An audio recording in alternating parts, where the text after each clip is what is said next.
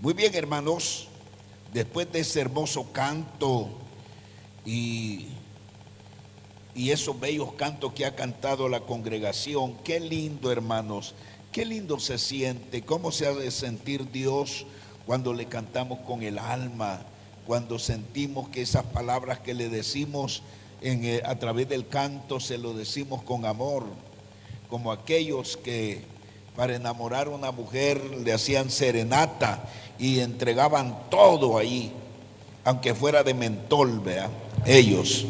Ahora, a Dios no le mentimos, a Dios se le adora de verdad. Démosle un aplauso al Señor, aleluya, amén. Entonces, vamos aprendiendo cada día cómo se hacen mejor las cosas para Dios.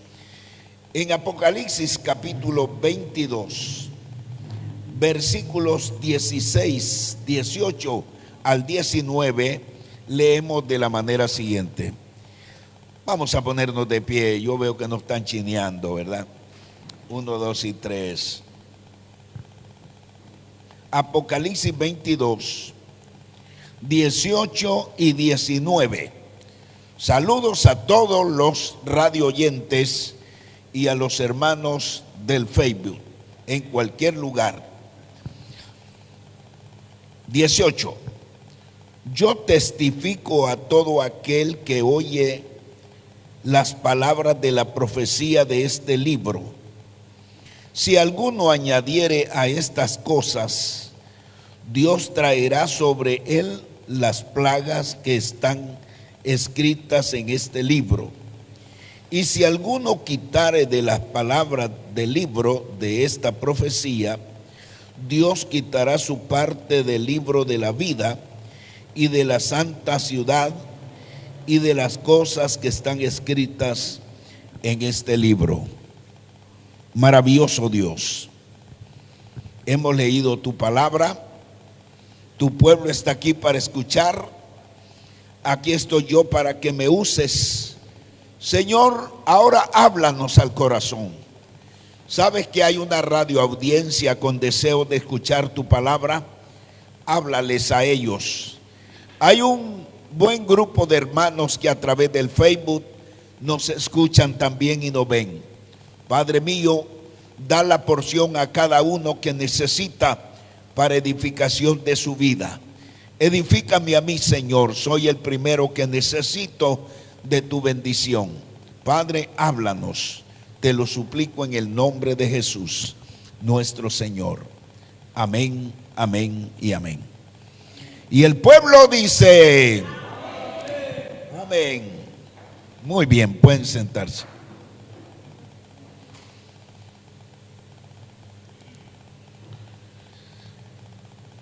Vamos a hablar sobre este pensamiento. Todo mundo quieto, ¿verdad? ¿Cómo definir la profecía? ¿Cómo definir la profecía? En otras palabras, hay tanta gente hoy día profetizando cosas que ya están escritas en la Biblia. Ya están escritas.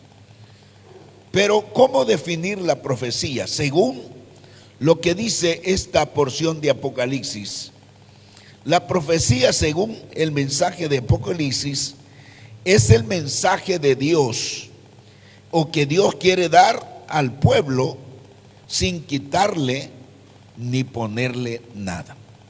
Esa es la profecía. Yo puedo aquí hablar de lo que ya está escrito. La Biblia es una profecía, toda, porque Dios la inspiró a los hombres. Pero hay profecías que se pueden dar particular aparte de la Biblia, pero es un propósito de Dios determinado que no está escrito aquí, pero Dios quiere hacer algo en una ciudad, en un pueblo, en una familia o en un individuo. Así es que Dios le va a dar a la persona el mensaje que tiene que ir a dar, sin quitarle ni ponerle. Al grado que todos leemos la Biblia y algunos le quitamos unas partes y le metemos otras.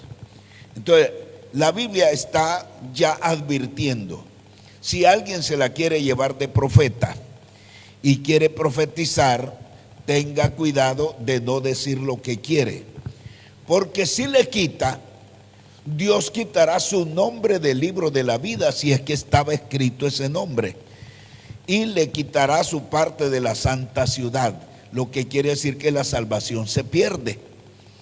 Si quita su nombre del libro de la vida, quiere decir que ya se perdió. Y quita su parte de la santa ciudad, quiere decir que no tiene herencia en el cielo.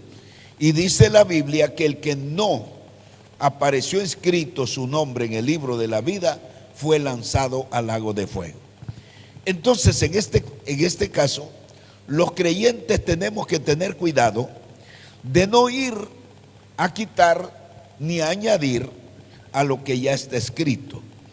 En el Antiguo Testamento, Dios hablaba por medio de profetas. No había escrito nada.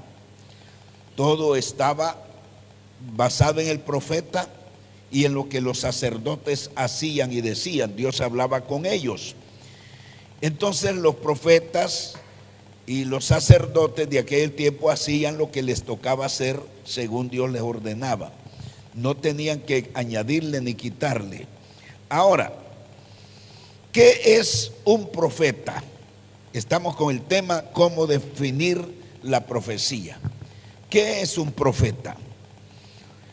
Un profeta es aquel a quien Dios llama para entregarle el mensaje que quiere dar a la nación, al pueblo o al individuo. Dios llama, no es que yo quiero ser profeta. Si quiere yo le digo, Señor, no, es Dios el que llama. Ahora, Él le da el mensaje a ese hombre que quiere que sea el profeta.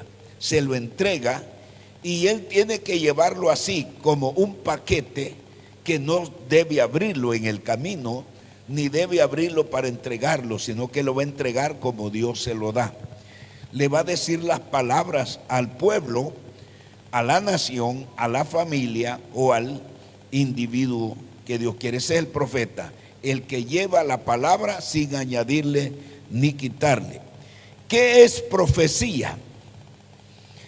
La profecía es la comunicación del mensaje que Dios da al individuo, a la nación o al pueblo, sin quitarle, sin ponerle. Entonces, el profeta es el que lleva. La profecía es el mensaje. Ahora tiene que ser llamado por Dios y no aquel que quiere hablar así nomás porque siente deseo o quiere resaltar en una congregación o en una organización. Si Dios le dio, por ejemplo, alguien me dice, yo voy a predicar a los buses, yo voy a las calles, yo voy aquí, yo voy allá. Bueno, eso no lo hace cualquiera, pero esa persona a veces se queja diciendo que otros no lo hacen. Muchos pastores no hacen eso. Bueno, yo le dije, pero Dios le ha dicho a usted que lo haga. Sí, entonces hágalo. Si Dios le ha dicho, hágalo. Pero si alguien no le ha dicho, no lo puede hacer. Amén. Démosle un aplauso al Señor, hermano. Amén. Aleluya. Porque de veras no es fácil ir a predicar a los buses. Yo he predicado en el teatro, he predicado en almacenes, he predicado en los penales, he predicado en tiendas, en la calle, en la cárcel, en diferentes partes, en la radio, en la televisión. He predicado porque una vez me llamaron que testificara 1 hora. Testifiqué en el canal 25. Entonces, hay en las montañas, en los pueblos, en lugares especiales he predicado. Hace poco estuve predicando en una iglesia de 400 miembros allá en Virginia el mes pasado, y hoy que estuve en Honduras estuve predicando en una iglesia que tenía 200 miembros. Así que, y he predicado donde solo hay 2 creyentes, solo mi esposa y yo. Ella reconcilia, ella recoge la ofrenda y lloramos los dos. Así que de todos modos. Pero porque Dios me ha impulsado. He predicado donde los tigres maullan afuera y yo predicando aquí en el ranchito. Y me he venido hasta otro día en caballo, allá en Honduras. Me han bailado el machete en la cara: si no te callas, tal por cual te voy a picar. Y así cerquita, aquí, con el machete así. Me lo han bailado. Y aquí en El Salvador me sonaban el machete en el suelo como que si era borracho yo, y ellos: si volvés a venir aquí, tal por cual te vamos a picar. Y siempre iba.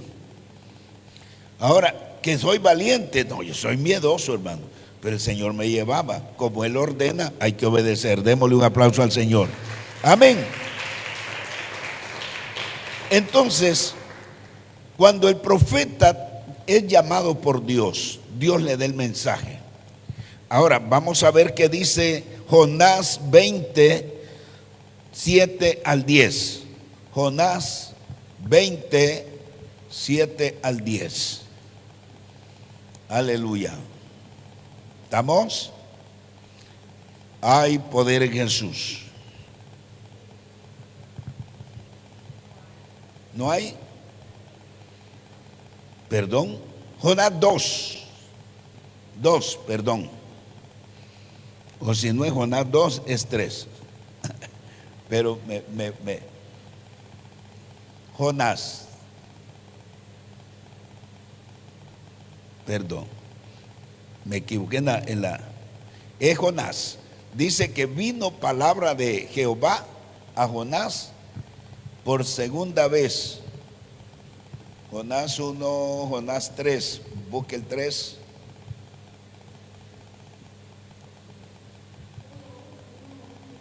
Uno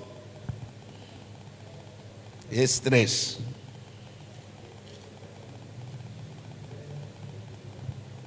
Por segunda vez es el capítulo 3.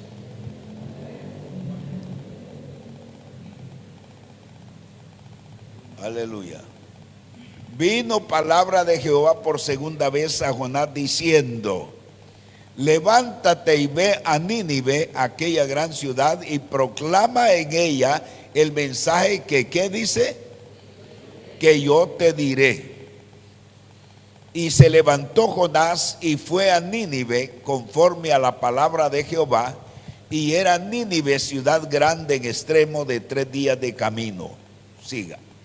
Y comenzó Jonás a entrar por la ciudad camino de 1 día, y predicaba diciendo: de aquí a 40 días Nínive será destruida. Y los hombres de Nínive creyeron a Dios y proclamaron ayuno, y se vistieron de cilicio desde el mayor hasta el menor de ellos. Amén. Ahí tenemos un hombre que Dios lo llama y él tiene miedo de ir. No es fácil ser un profeta. Ahora se levantan profetas de las iglesias a decir ahí cosas. Y hay quienes hasta le dicen a un casado: Dios dice que te cases con aquella. Y el casado se alegra, carnudo, carnudo, y la carnuda le hace caso también y se casa y deja a la mujer. Mire qué clase de profetas son esos, mentirosos. Aquí hubo una obra que se estaba formando por ahí, y uno de los miembros nuestros fue a una vigilia y no empezaban, dice él. Y cuando empezaron decían: aquí está el diablo, hasta que se vaya el diablo vamos a empezar. ¿Y quién era el diablo ahí? Se vino el hermano, entonces empezaron, él era el diablo. Mire qué cosas, cómo, y ahora desapareció. Y todo lo que no es de Dios desaparece. Un aplauso para el Señor. Lo que es de Dios permanece. ¿Qué pasó? Jonás tenía miedo de ir. Conoce la historia de Jonás, no voy a quedarme allí. Pero él fue a decir: de aquí a 40 días. Ese fue el mensaje que Dios le dio. Nínive será destruida. Qué mensaje más difícil ese. Pero la gente, en vez de agarrarlo a pedradas, creyeron el mensaje y se arrepintieron, porque el mensaje de Dios tiene poder. Aleluya. Bueno, tal vez Jonás no era el hombre adecuado, pero Dios a él escogió y dio el mensaje y se arrepintió toda la ciudad. Amén. Ahora, ¿qué pasa si Jonás les da un mensaje diferente? No hubiera pegado, porque el profeta es aquel que lleva el mensaje correcto de Dios. Ahora,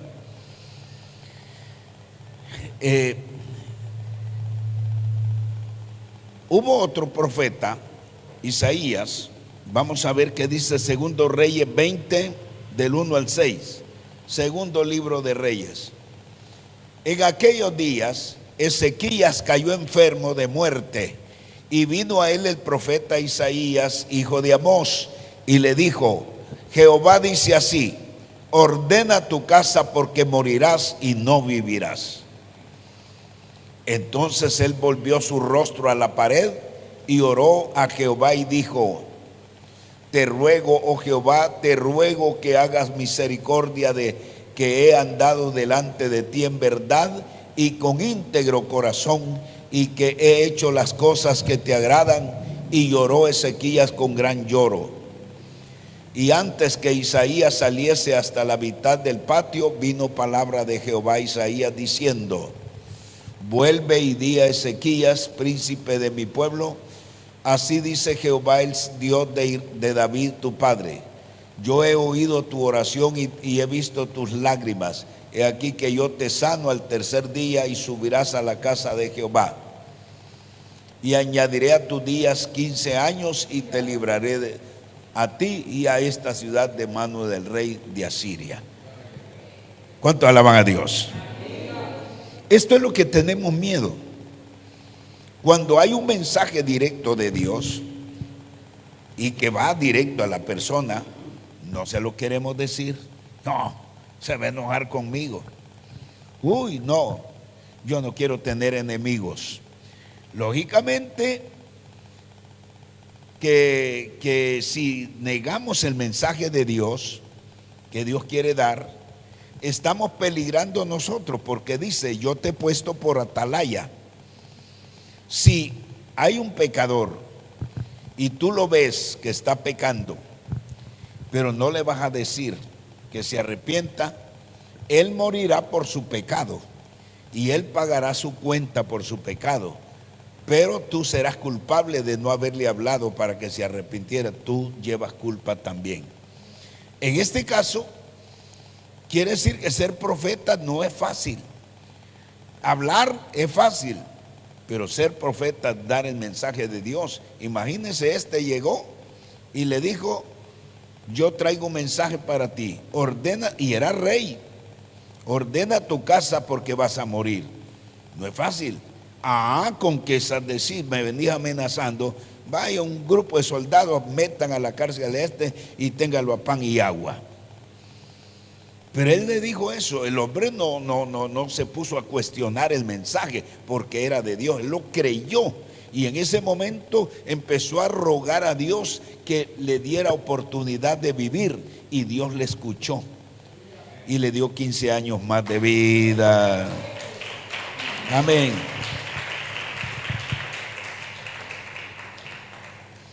Entonces, la profecía puede tener 3 tiempos: inmediata, a corto plazo y a largo plazo. Una profecía puede ser del instante, que va a cumplirse en el momento, o puede ser a un tiempo medio o a largo plazo. Eso no lo sabemos.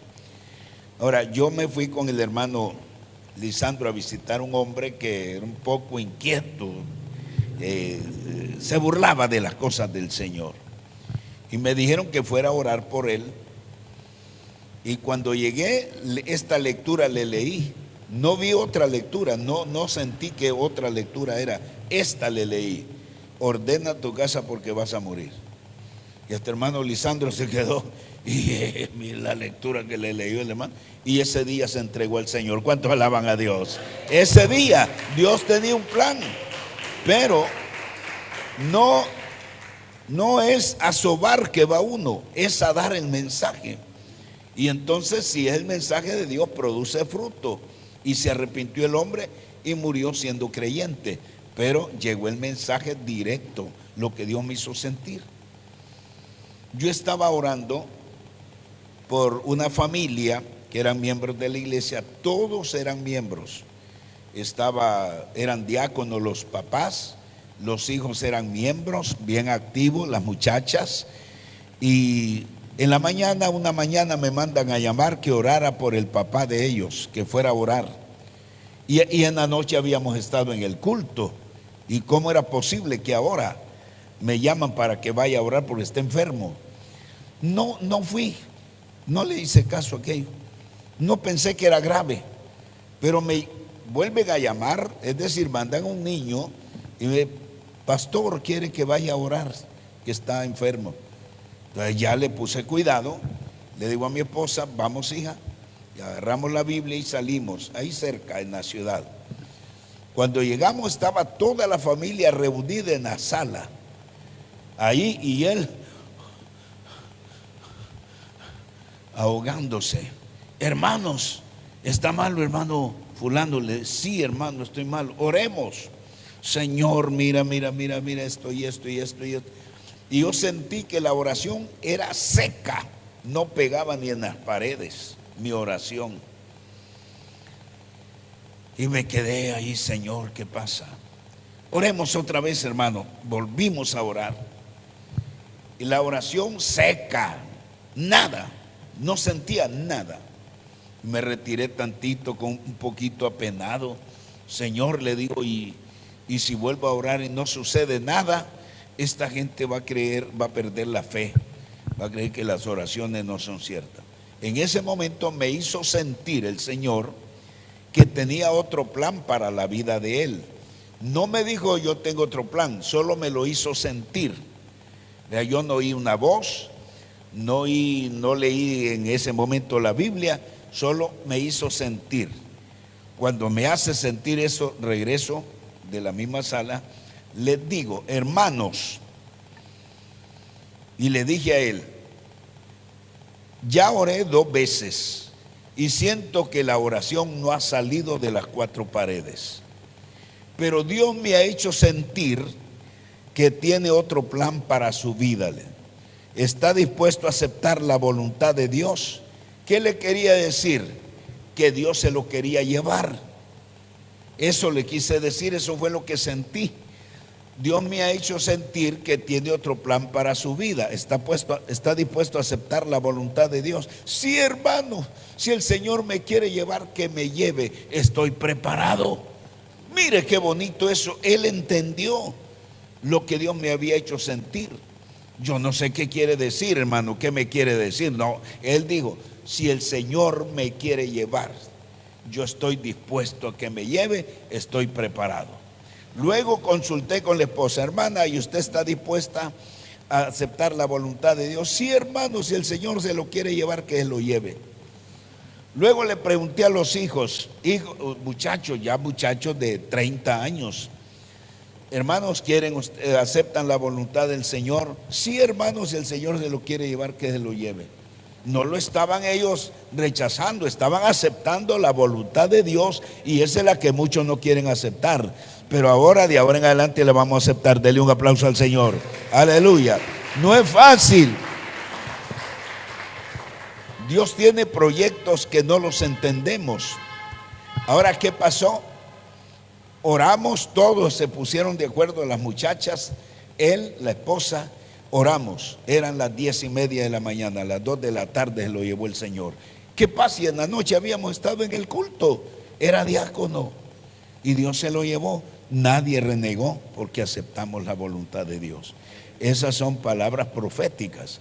Pero yo no voy a decir que soy profeta ya oficialmente. Yo soy pastor, un hombre que predico, y saco el mensaje de aquí.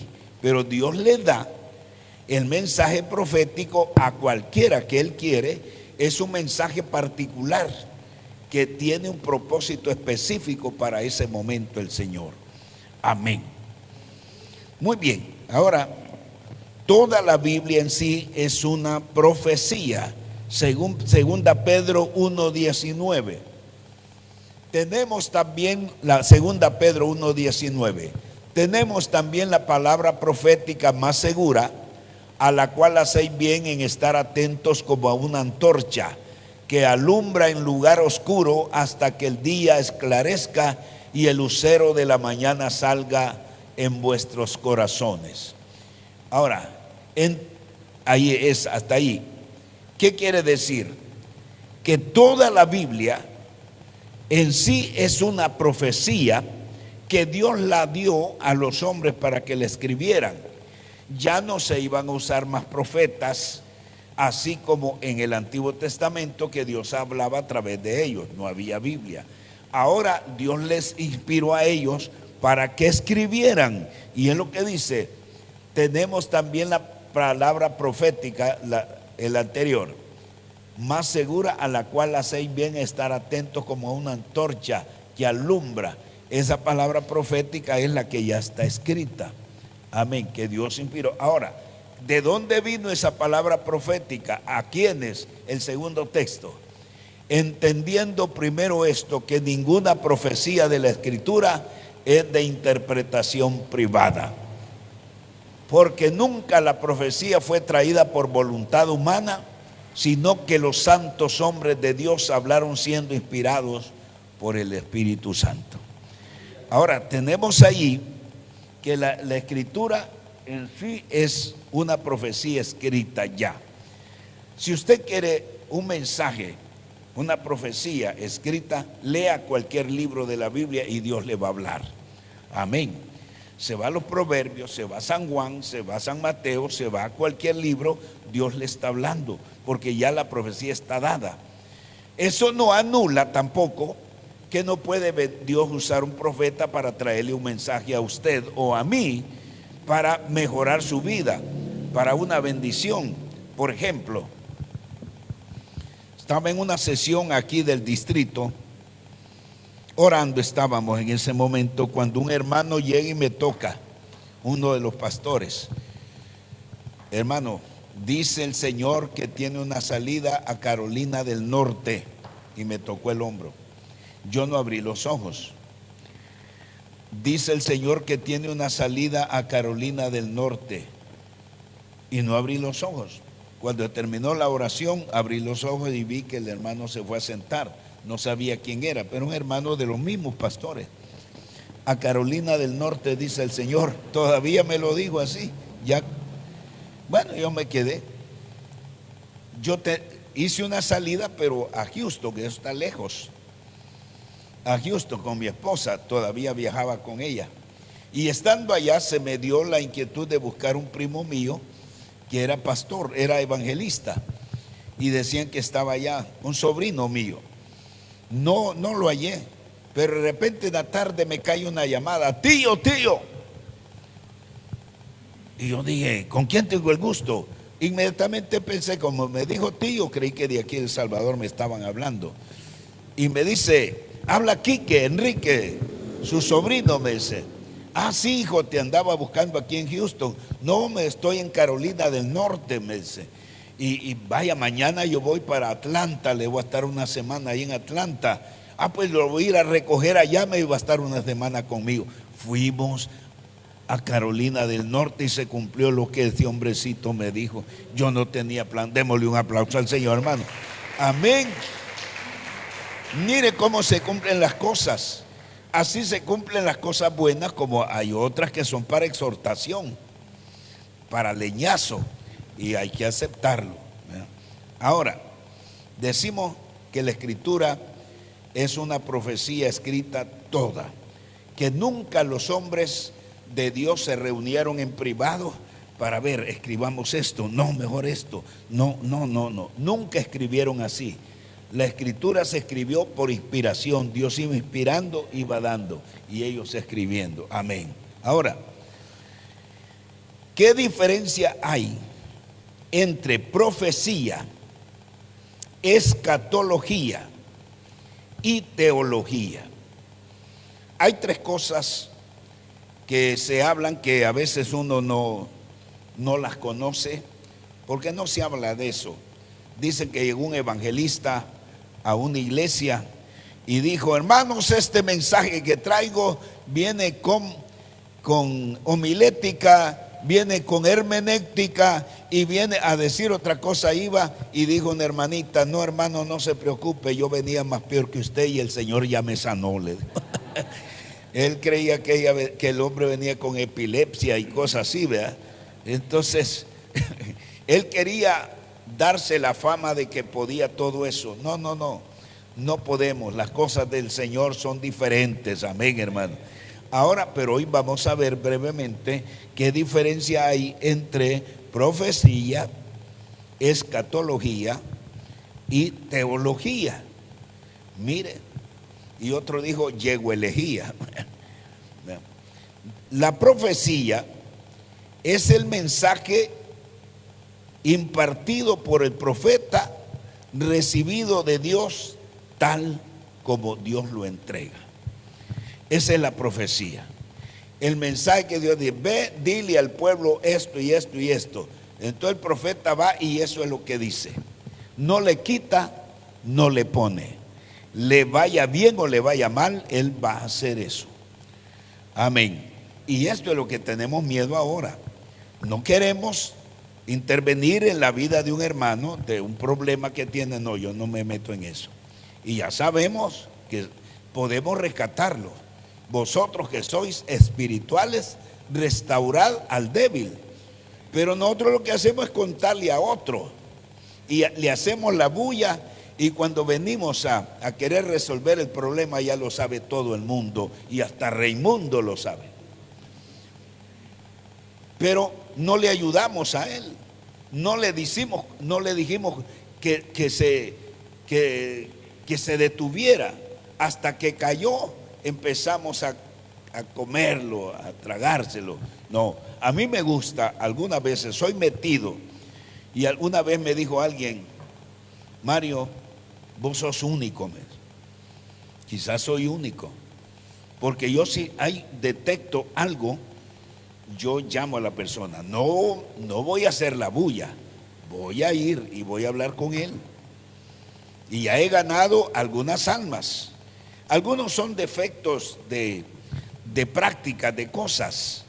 No son pecado, pero son defectos que pueden destruir ¿cómo le llaman? El culto en un lugar. Bueno, no me voy a detener en eso. Cosas que hacen en muchas iglesias. Voy a decir esto. Hubo una iglesia donde fui, allá en los Estados. Cantamos todo y el grupo musical muy lindo. Cuando ya me pasaron con mi esposa, canté, pero luego no vi a los cantantes. Y bueno, y los cantantes no están. ¿Y dónde están? Y ya fueron a ver afuera. Allá están afuera, tráiganlos, siéntenlos. Le fueron a decir, se sentaron. ¿Cómo es posible que los cantantes que han tenido media hora de pie a la congregación, les dicen siéntese, se sientan, párense, se paran? Quiere decir que tienen autoridad. Y después que pasa el canto se van a pasear como que si era un drama, como que si era un concierto que estaban haciendo, y se van. No, ellos son adoradores de Dios también y necesitan la palabra. Un aplauso al Rey. Amén. Pero ¿qué hacemos? En muchas iglesias sucede igual, pero ni el pastor tiene el valor de decir, ni el pastor, porque se le van a ir. No, hay formas. Y si armémonos de Dios para poder ayudar, aconsejar a un hermano. Si sabemos de algo, no, yo no le digo nada, pero le voy a contar a Chepe y a Chepa, a Julia y a Juana. Pero al que está pasando el problema no se lo decimos, tenemos miedo. Ármese de Dios y le va a ayudar. ¿Cuánto alaban a Dios? Bien.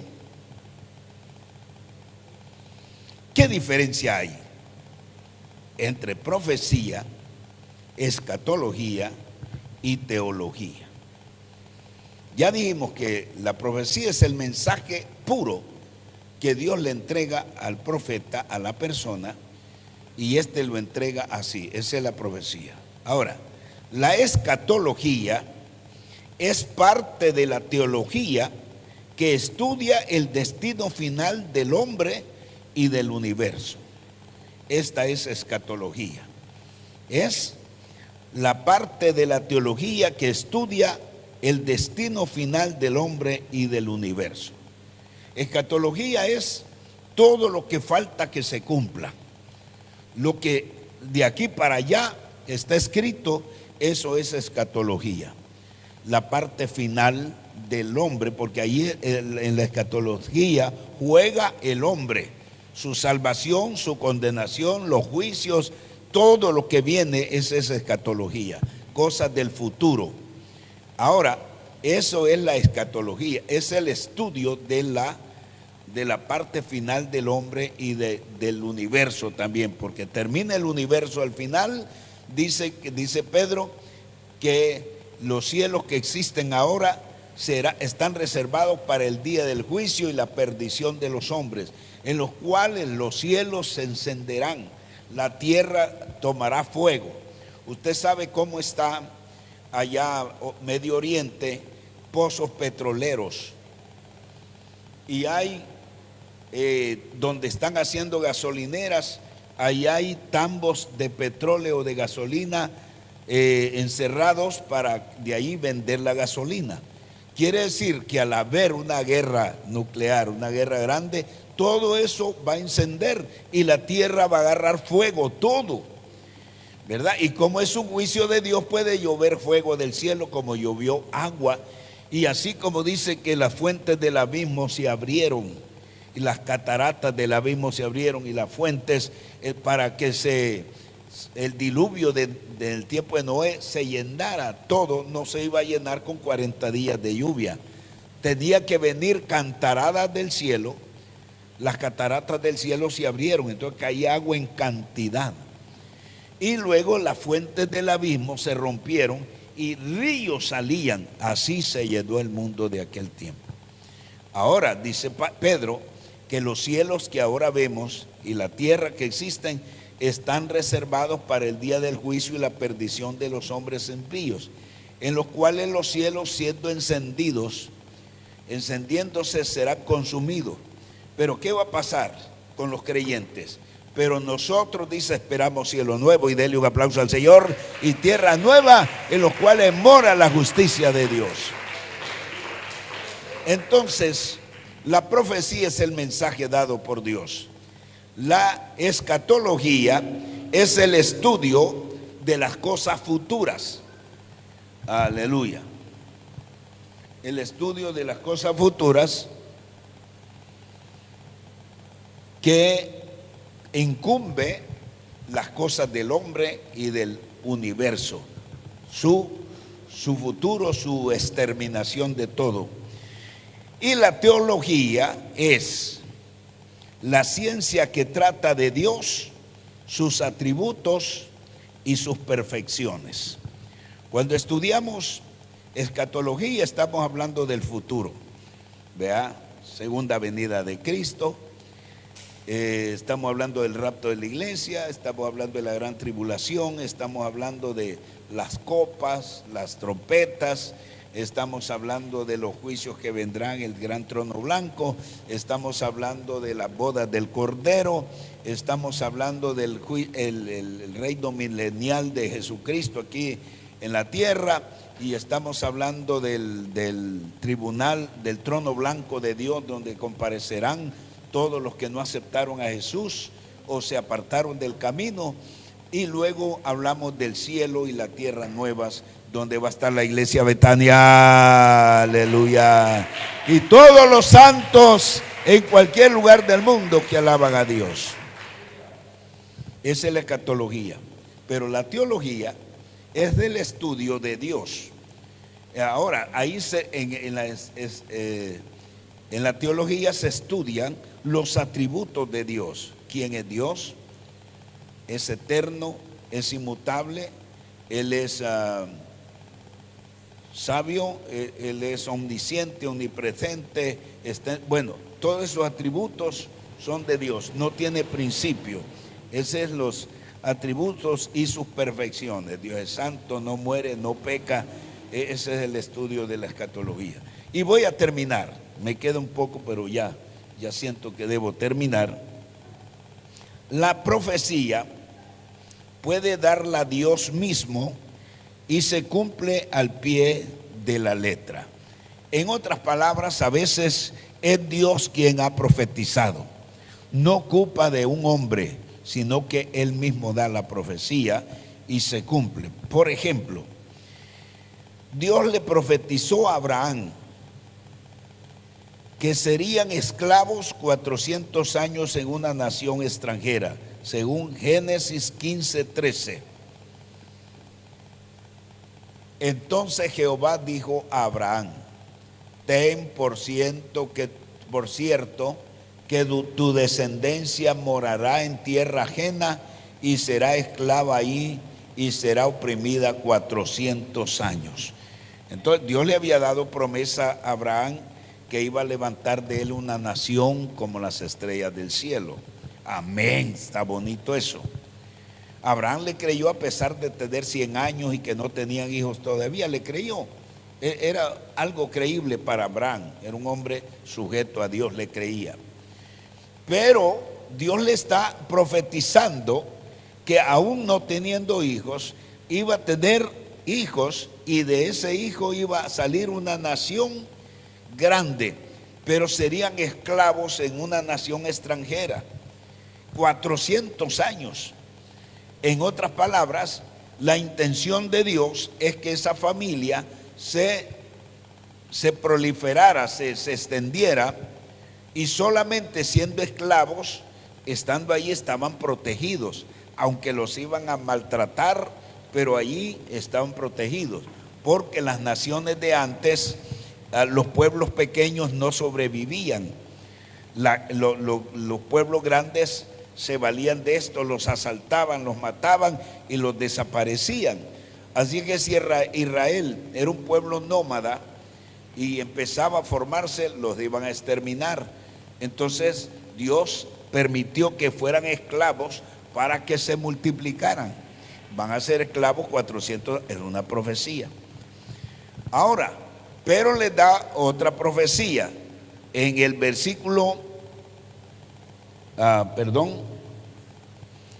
14, versículo 14, ahí va 13.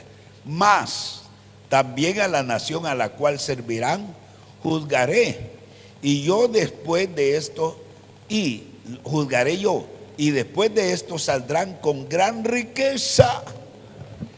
Imagine que de ser esclavos 400 años, Dios los iba a sacar después de esos 400 con riqueza.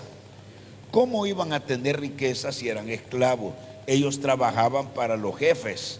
Ahora, esa profecía se cumplió en Génesis, permítame, en Éxodo 12:30 al 36. Éxodo: y se levantó aquella noche Faraón, y él y sus siervos y todos los egipcios, y hubo un gran clamor en Egipto, porque no había casa donde no hubiese un muerto. E hizo llamar a Moisés y a Aarón de noche, y les dijo: salid de en medio de mi pueblo, de mi pueblo, vosotros y los hijos de Israel, e id servid a Jehová como habéis dicho. Tomad también vuestras ovejas y vuestras vacas como habéis dicho, e idos y bendecidme también a mí. Y los egipcios apremiaban al pueblo, dándose prisa a echarlos de la tierra, porque decían: todos somos muertos. Y llevó el pueblo su masa antes que se leudase, sus masas envueltas en sus sábanas sobre sus hombros. E hicieron los hijos de Israel conforme al mandamiento de Moisés, pidiendo de los egipcios alhajas de plata, de oro y vestidos. Y Jehová dio gracia al pueblo delante de los egipcios y les dieron cuanto pedían, así despojaron a los egipcios. Antes de que les dé una media explicación, denle un aplauso al Señor. Aleluya, aleluya, aleluya, aleluya. Esta es una profecía dada directamente por Dios a Abraham. Van a ser esclavos. Antes, mire, se la dio antes que Abraham tuviera hijos. Pero Abraham ya iba adelantado porque le creyó al Señor sin tener hijos. Vas a levantar una nación, pero van a ser esclavos en una tierra extranjera. Después de 400 años, yo los sacaré y saldrán ricos. ¿Cómo? Ahora aquí se cumple. Dios usa a Moisés y el pueblo, y Moisés tiene miedo de ir a pedir que deje Faraón después de 400 años. Tener un pueblo que le está sirviendo, ¿cómo lo van a dejar ir? Pero ahora Dios es el que ordena. Así es que Faraón le dijo, no lo voy a dejar ir. Les mandó 9 plagas. Y cuando estaban haciendo estrago las plagas, Faraón ablandaba su corazón y les decía, no, ya no, dígale a Dios que quite la plaga. Una, la otra y la otra, y se van a ir. Pero ya cuando quitaba la plaga, no se van. En la última plaga era plaga de muerte de los primogénitos. Cada primer hijo de cada familia de los egipcios tenía que morir esa noche. Ahora los israelitas tenían que estar encerrados en su casa para que no fueran a ser heridos por el ángel destructor, y tenían que tener una sangre untada en la puerta de su casa como señal de que allí estaban los hijos de Dios. Esa sangre representa la sangre de Cristo que nos cubre de todo pecado y de la muerte, del juicio. Ahora, yo me he preguntado muchas veces, porque a veces uno se pregunta, ¿por qué Dios tuvo que usar 10 plagas para dejar ir a Israel de la esclavitud de Egipto? ¿Cómo no lo dejó ir con la primera, con la segunda, con la tercera o con la cuarta? Yo he sacado mi propia teología, mi propia interpretación. Una vez un hermano me preguntó y me dice, ¿por qué fue que Faraón no dejó ir al pueblo? Yo le di mi versión y él me dijo, no, porque cada plaga representaba un dios de los egipcios y para que vieran que Dios los vencía. Está bien, si así es, pero la mía es otra versión. Que si Dios deja ir a Israel, en las 9 plagas iban a salir pobres. Iban a salir pobres porque les iban a dar salida obligada. Ahora no. Hoy ellos mismos, en la última plaga, los mismos egipcios estaban sacándolos porque tenían miedo a seguir muriendo. Entonces, si estos se quedan aquí, nos vamos a morir todos nosotros. Váyanse y lleven esto, tomen esto, lleven de todo. Entonces se cumplió la profecía que iban a salir ricos. Un aplauso al Señor. Aleluya. Amén. Ahora, cuando Dios se quiere llevar a una persona de nuestra familia, aceptemos la voluntad de Dios. No, Señor, no te lo lleves. La persona se quiere ir también porque ya no aguanta el dolor. Ya no puede ni darse ni vuelta porque ya la carne ya está mayugada. Pero nosotros no queremos dejarlo que se vaya como no somos nosotros, ¿verdad? Como dijo un payaso un día en un escenario bien alto, así íbamos nosotros arriba, en el Parque de la Familia, allá arriba donde hacen pupusas. ¿Cómo se llama el lugar? ¿Ah? Los Planes. Hay un Parque de la Familia ahí. Y un payaso desde abajo dijo, ¿cómo quiere que les hable? ¿Con micrófono o sin micrófono? Y dice Janet, sin micrófono, como no es tu garganta. Entonces casi así hacemos nosotros con el que está sufriendo. hacemos que lo queremos, y es cierto que lo queremos, pero no analizamos que Dios ya se lo quiere llevar. Hay una profecía bíblica, y por haberse multiplicado la maldad, el amor de muchos se enfriará, mas el que persevere hasta el fin, este será salvo. Entonces Dios acortará aquellos días. ¿Ve? Una persona que ya está lista, a veces le viene una enfermedad y Dios se lo quiere llevar para librarlo de la gran tribulación que puede venir, para librarlo de más problemas que hay, librar a la familia para que alabe a Dios más libremente, pero nosotros no lo queremos dejar ir.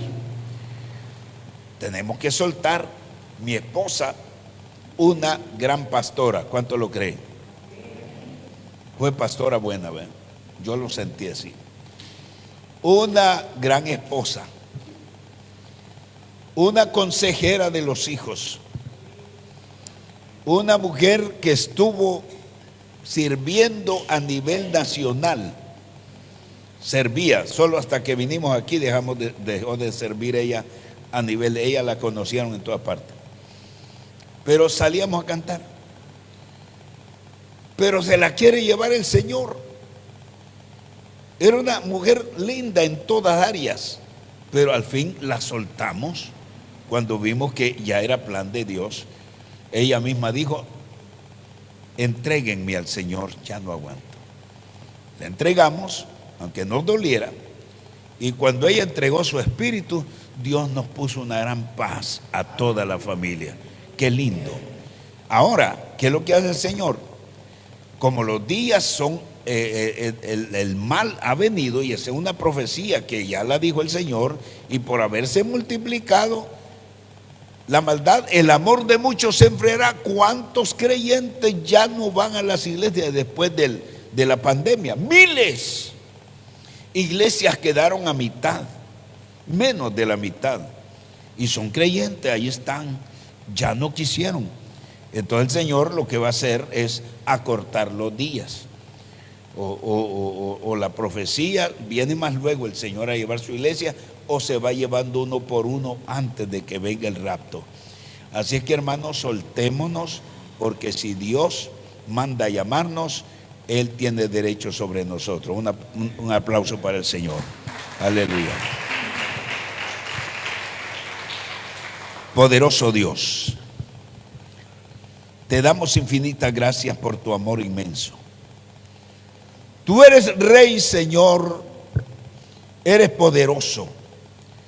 Nos has dado, Señor, una palabra que nos ayuda a reconocer que debemos de estar en el lugar donde debemos estar, decir lo que debemos de decir, hacer lo que debemos hacer, y no tomar las cosas a la manera nuestra. Señor, ayúdanos a creerte a ti, a hacer tu voluntad, a tomar en cuenta que aquí somos peregrinos en esta tierra, y que solo obedeciéndote a ti, Señor, lograremos llegar al final. Edifica tu iglesia Betania. Oh Dios, prepáranos, Señor, para estar listos. Bendiga, Padre Santo, las iglesias, todas las iglesias en el mundo. Bendiga a los pastores, bendiga a sus familias, sus esposas. Bendiga a los líderes, los obreros, los que predican. Que podamos entregarnos más a ti, Señor, y dar el mensaje a tiempo antes que sea demasiado tarde. Entrego esta palabra sobre definiendo lo que es profecía. Señor, muchas gracias. Que podamos recordar, Señor, lo que hemos hablado en esta mañana. Bendiga hasta donde nos escuchan, en el nombre de Jesús. Amén. Amén. Que Dios nos bendiga. Amén.